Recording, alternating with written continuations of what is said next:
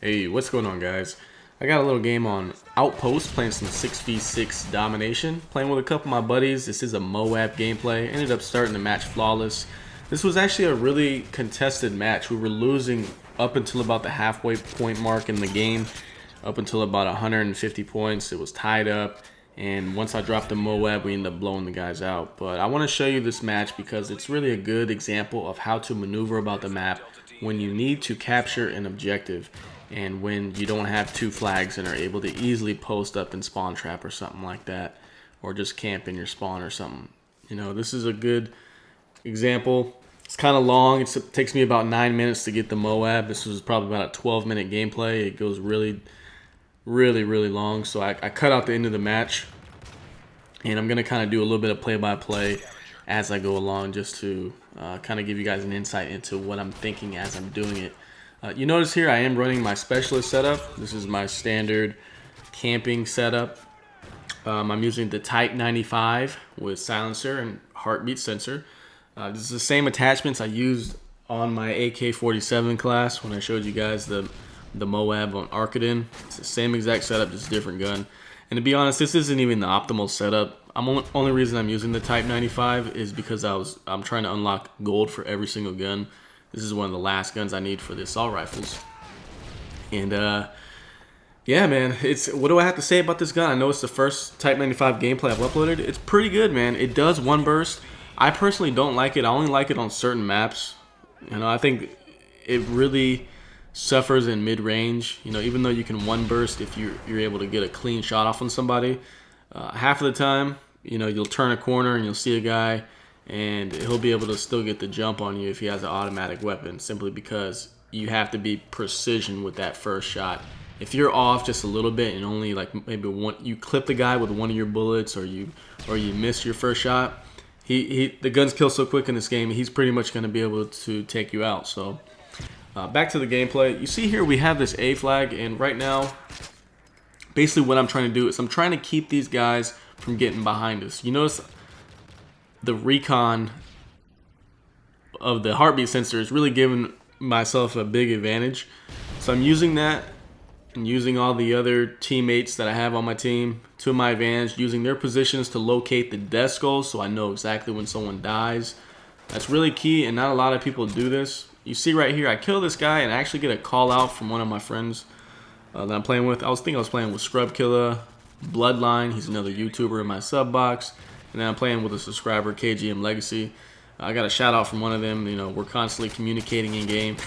You see me get lucky here with the Hipfire. Luckily, I had steady aim from my specialist bonus. Usually when you steady aim this, it's about 50-50 whether or not you're actually going to hit the guy. But to really balance this gun out, I think they need to actually tone down the Hipfire, because in my opinion, it needs to stay the way it is from distance and in medium range. You know, it's a pretty good gun. But if they would simply make it so it has like light machine gun hip fire, where it's almost unusable up close, then that would really balance this gun. You know, I think people would stop complaining about it if people couldn't run around and one burst people up in their face. Like, you'll be able to beat out a shotgun. You know, you just run up, boom, press the trigger, and he's down. But right here, we had called out that we want to just go ahead and take the C flag because the other team was really camping out that B flag with sniper rifles. So I immediately start working my way up. You notice I kind of cleared out the area slowly, and then my boy Bloodline here tells me to go ahead and get on the flag, so I hop on with him. Now, I noticed before that they had a couple red dots sniping out of this tunnel, so I immediately go for the flank. You notice how when you maneuver through here, there's cover on the right-hand side. Always run the right side of the wall so that you can use that cover in case someone turns around the corner on you. You can immediately duck down and use that cover to your advantage. Don't just sprint out in the open. That's the biggest tip that anyone will ever give you for playing Call of Duty, is do not sprint out in the open. And if you have to move, use the cover to your advantage. See right there, I get a nice little sit rep kill. That's actually a good advantage of sit rep, is locating IMSs. Those things are really deadly. Like it says in the description, once it goes off, it's too late. You're dead. But right here, I had noticed my team was really pushing up towards the B flag, and it left this back alleyway open. So I come back to this neutral position. From that position that I'm standing at right now, I can see towards the B flag route, I can see towards the middle route, and I can see the flank around the back where the Charlie flag is. So I actually like going there. I saw my team was actually spawning back there on top of me, so I knew the other team would be spawning in the back towards the A flag. You see right here, you're going to see in a second, if you see teammates popping up behind you, guess what? The game is not going to spawn the enemies on top of you, so you should always know to immediately look on the other side. Even though we have the A flag, because I see blue arrows popping up at the C flag, I know to immediately go towards the A flag because that is where they are spawning. The only exception would possibly be something like what's a good map to give an example on? Fallen, where it's not a linear domination point. This one, I don't think the game spawns them at B. They might spawn in that little shack right by B, but that's actually more towards the A flag. So I consider that the A spawn as well. And right here what's going on is I'm basically using my teammate shielding strategy. I know at this point I'm really deep into my Moab kill streak. I'm probably somewhere close to like 19, you know, in between 15 to 19 kills. So I'm kind of letting my teammates move forward a little bit, providing support for them. Never stand in the same spot and like head glitch over something, especially on an alleyway such as right here by the B flag. Do not sit by that box and just aim down sight unless you have a superior weapon like a sniper rifle. If you do that, you're gonna get picked off by snipers. Now, pay close attention to what happens here. This is where a lot of people go wrong. I like coming to this box right here because you can see anybody that's attempting to flank your team. You can easily catch them coming down this left path, through the building, or on the right side. In order for them to get to that building to your right, they have to come through this doorway here. Now, I saw my friend Bloodline run in there, and I originally was going to follow him through to flank the other team, but I saw that he pulled back, so I immediately jumped backwards. I saw my teammate die, and it pays off as I catch 3 guys coming this way. Now, I saw that guy run through the building. I immediately know to turn around and head glitch this thing right here and catch him coming around the back, and it pays off for me.